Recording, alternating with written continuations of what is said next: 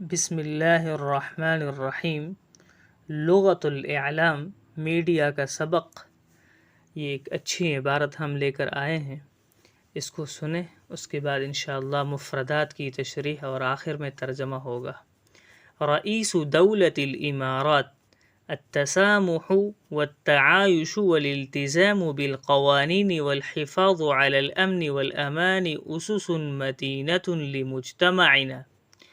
التسامح کہتے ہیں رواداری کو، التعايش کہتے ہیں بقائے باہمی یا ایک ساتھ رہنا، الالتزام کا معنی ہے پابندی کرنا، اور الامن، امن کو اردو میں بھی امن کہتے ہیں، الامان سلامتی، اسسن اساس کی جمع ہے بنیادیں، متینتن مضبوط۔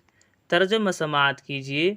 متحدہ عرب امارات کے صدر نے کہا ہے کہ رواداری، بقائے باہمی، قوانین کی پاسداری اور امن و سلامتی کو برقرار رکھنا ہمارے معاشرے کی ٹھوس بنیادیں ہیں۔